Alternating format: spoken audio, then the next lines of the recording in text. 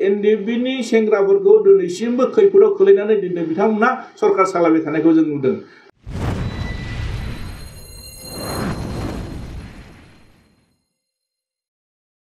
खुलुमबाय लोगोफोर, बयखौबो फिन खनसे good Bodoland चेनेलाव बरायबाय।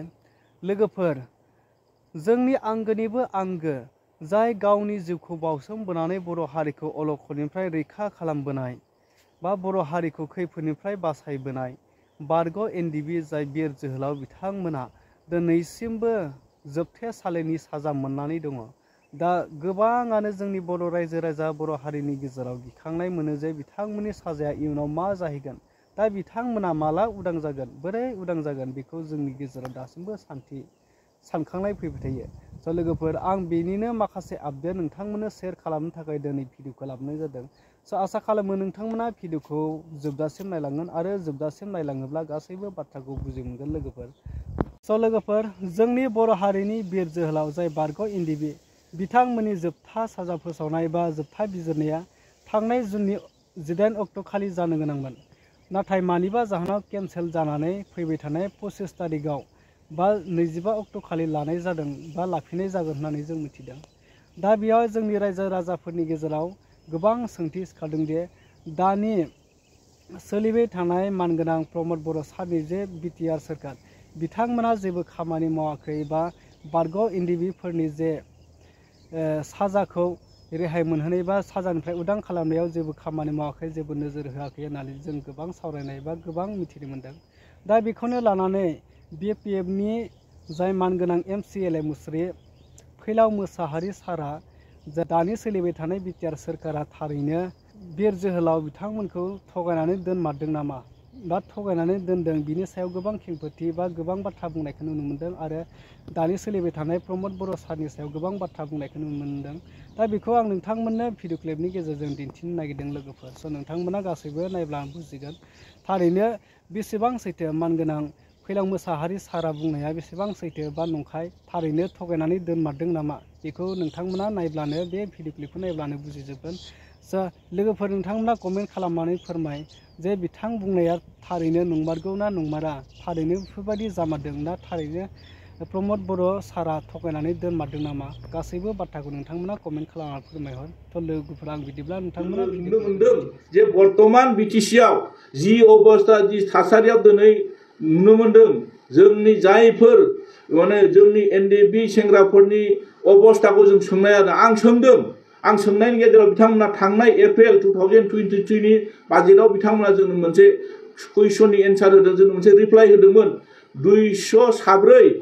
204 already केसआ drop out जाबाय होननानै बुंदोंमोन। दिनै आं बेखौ आरो फिन आं सोंफिनबावदों, 204 जुदि एनडिएफबिनि केसआ ड्रप आउट जाबायब्ला बै लिस्टखौ आंनो नांगौ होननानै बुंदोंमोन। दिनै बिथांमोना दिनैसिमबो बे लिस्टआ बिथांमोननि आखायाव गैया, लिस्टखौनो होनो हाया। थारमाने बेखौ बिथांमोना थगायदों। माने 1,10,000 अलरेडि बिनि सायाव केसनि सायाव बिथांमोना सावरायबाय थादों होननानै थांनाय 2024 एप्रिल मासाव बिथांमोना जोंनो एन्सार होदोंमोन। 4 एप्रिलाव जानाय माखासे 2023 आव जानाय 2023-24 नि बाजेटआव जानाय माखासे कुइसन आं लाबोनायाव बिथांमोननो बे खोथाखौ बुंदोंमोन बिथांमोना जे माने 1,10,000 अलरेडि आसाम सरकारजों सावरायबाय थादों केसखौ फोजोबनानै होनना बुंदोंमोन। नाथाय बेफोरथ' गैया, लिस्टआनो क्लियार नङा। थारमाने बिथांमोना नुनो मोन्दों माखासे एनडिएफबिनि सेंग्राफोरखौ दिनैसिमबो खैफोदाव खोलैनानै दिनै बिथांमोना सरकार सालायबाय थानायखौ जों नुदों। आङो बिनि गेजेराव सोंबावनाय जादोंमोन, बर्तमान दा जिबायदि एनडिएफबिनि सेंग्राफोरनि सायाव जिबायदि कर्टनिफ्राय जिबायदि नटिस फैबाय थादों, बिथांमोनखौ दिनै कर्टआव थांनानै बिथांमोननि केसखौ फोजोबनायनि कर्टआव हियारिं खालामदों, थांनांगौ, माखासे गोबां रोखोमनि जेंनायाव दिनै गोग्लैदों। नंखायनो सोरबा सोरबा दिनैबो हमजानानै दिनै आरो गोदानै सोरबा सोरबा जेलाव थांनो गोनां जादों। दिनै जुदि एकर्टआ जाखांनायनि उनाव दिनै सरकारा दिनै बिथांमोना जायफोर सुक्तिखारि बिथांमोना दिनै गभर्नमेन्ट सालायदों, सालायनायनि गेजेराव दिनै मानो बिथांमोना बेखौ बन्द' खालामनो हायाखै, मानो बन्द' खालामनो हायाखै होननानै आं बिथांमोनाव जेब्ला सोङो, बिथांमोना मोजां रोखोमनि जोंनो रिप्लाइ होनो हायाखै। नंखायखौ लानानै बिथांमोना दोनदों, खामानिखौ जों मावगासिनो दं आरो मावबाय थादोंब्लाथ' बन्द' जानांगौमोन ना, मानो बन्द' जायाखै? नंखायनो दिनै आं सोंबावदोंमोन जे जोङो एनडिएफबिनि सेंग्राफ्रा सोरजों लिंक लाखिनानै दिनै केसखौ फोजोबनांगौ जाखो? बिथांमोनखौ जेब्ला लोगो हमनो थाङो बिथांमोनखौ अफिसाव लोगो मोना बिथांमोनजों बिथांमोननि जिथु माने चेम्बाराव थांब्लाबो बिथांमोनखौ लोगो मोना अब्ला दिनै एनडिएफबिनि सेंग्राफ्रा गावनि पकेटनिफ्राय दिनै काइलिपारायाव थांनानै जोंहा आसामनि माखासे एडिजि बिथांखौ लोगो हमनानै दिनै केसखौ माने हिरेननाथ बिथांखौ दिनै थांनानै केसखौ फोजोबना लानो थाखाय बिथांमोना बाथ्रा बुंदों बिदिनो जायाना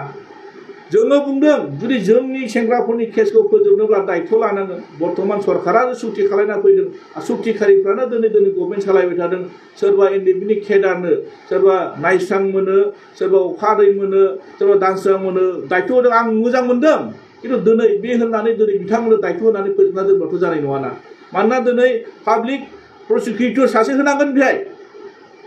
बिथाङा दिनै पाब्लिक सासेजों मोजां लिंक लाखिनानै बे केसखौ फोजोबनायनि दायित्वखौ दिनै जों बै मानसिजों लिंक लाखिलायबासो जोङो मोनसे हाइ लेभेल कमिटि दानानै पलिटिकेलि जितु बे सिस्टेमनि गेजेराव बर्तमान गभर्नमेन्ट सालायबाय थानाय इउपिपिएल सरकार सालायबाय थानाय बिथांमोनाथ' सुक्ति खालायना फैनाय लिडारफ्रानो दिनैहाय ज' जाना दंना ओंखायनो दिनै नुदों बिथांमोना मोनसेबो मोजां खामानि मावनो हायाखै थगायनानै माखासे बिटिसिनि जितु मोननाय थाखा फैसा बिथांमोना जिबायदि धरनाव उन्नयन जिबायदि धरनाव उन्नति खालायनांगौ दिनै मोनसेबो रोखोमै बिथांमोना खामानि मावनो हायाखै आरो जों सोंबावनाय जादोंमोन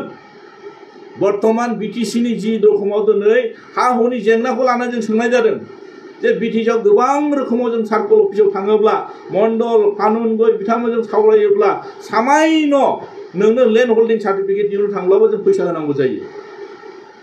दिनै बिथांमोननो दिनै सरकारा सेलारि होनानै बिथांमोननो दिनै माखासे सिस्टेमाव दिनै बिथांमोनखौ खामानि मावनो थाखाय दिनै दायित्व होनायावबो दिनै जोङो माखासे अफिसियेलि जोंनो माखासे डकुमेन्टस नांगौ जायोब्ला फिसा फिसा सिस्टेमाव दिनै थांनानै जोङो बिथांमोननो खामानि मावनो थांनायावनो जुदि रां होनानै दिनै जों थांनांगौब्ला दिनै सरकारा मा खालामबाय थादों होननानै आं सोंनाय जादोंमोन आरो जि धरनाव जोङो बिटिसि 6 सिडिउलनि सिङाव थानाय हिसाबै बे हायानो जोंनि बिनि थाखायनो जों आन्दोलन खालायदों